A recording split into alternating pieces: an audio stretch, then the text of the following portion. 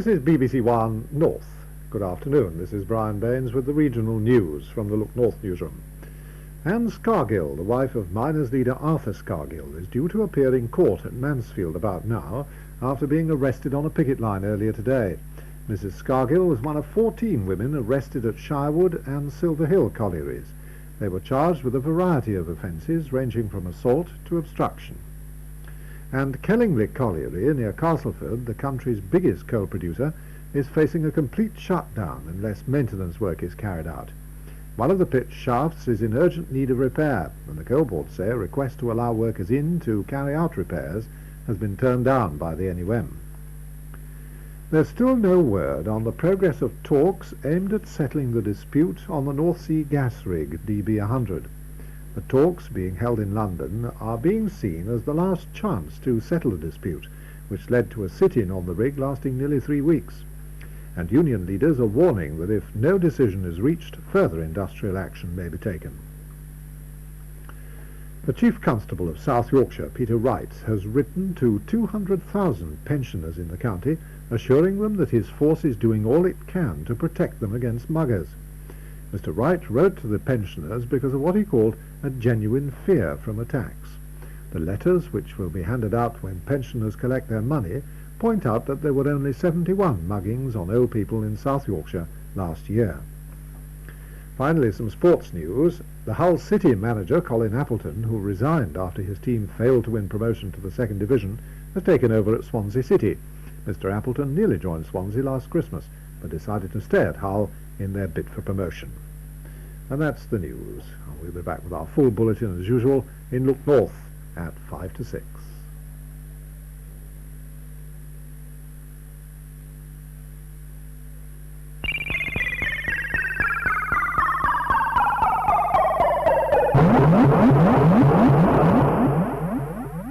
Yes, hello, here we are again with your programmes for this Wednesday afternoon. In a few moments we'll be joining Liz Watts, Fraser Wilson and Ben Thomas in Play School.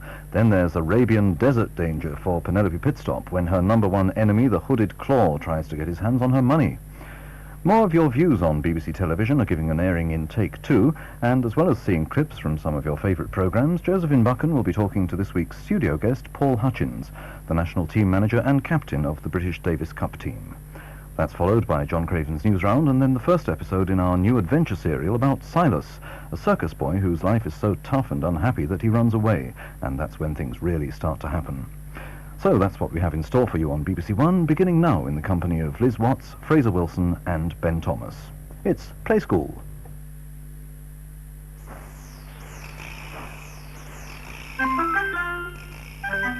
Get ready. Play. What's the day? It's Wednesday.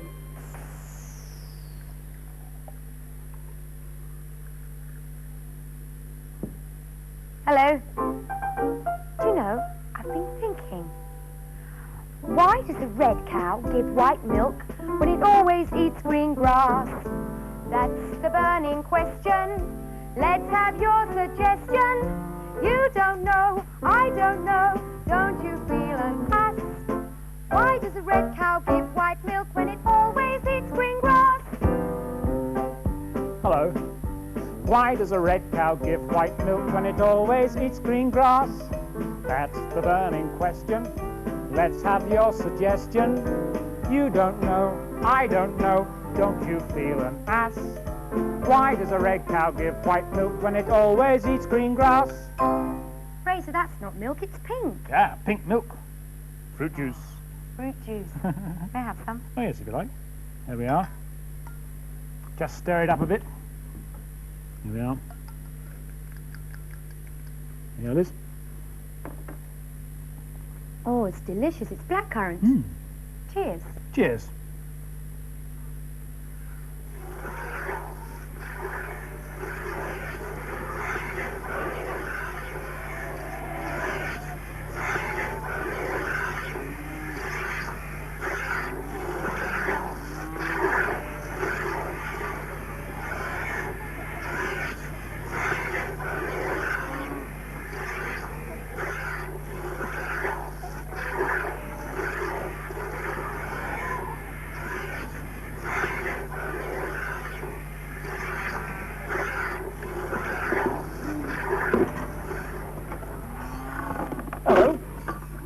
know that milk doesn't just come from cows?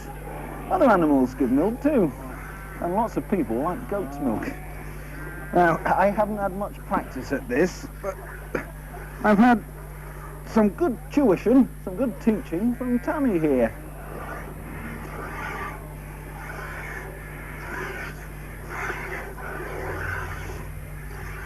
When you're milking, you have to take a firm grip at the top of the teat and then squeeze with your fingers as the milk comes out at the bottom. It's as easy as that. Squeeze, squeeze, squeeze. How are you getting on, Tammy? Okay.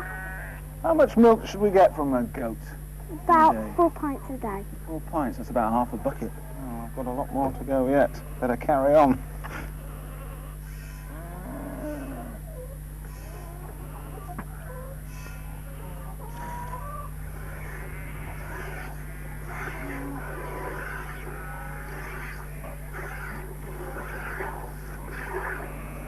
Of course, baby goats, kids, and calves and lambs all get their milk straight from their mother. You might see some later on in the barn.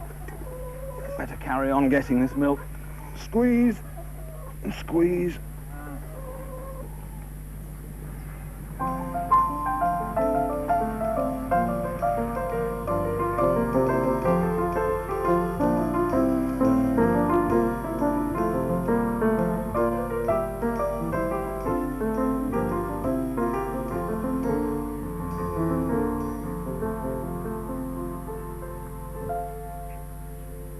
All these things here come from milk.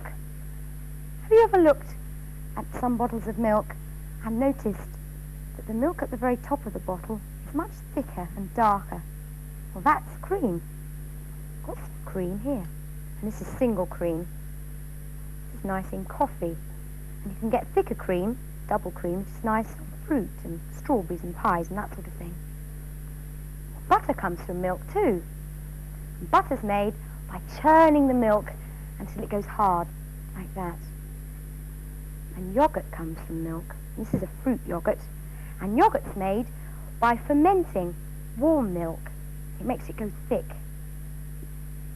And this is natural yogurt before it's had the fruit added to it. It's white. I'll just have a taste.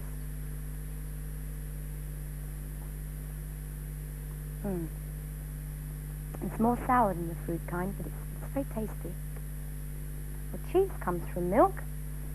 This is a cheddar cheese, this pale yellow cheese.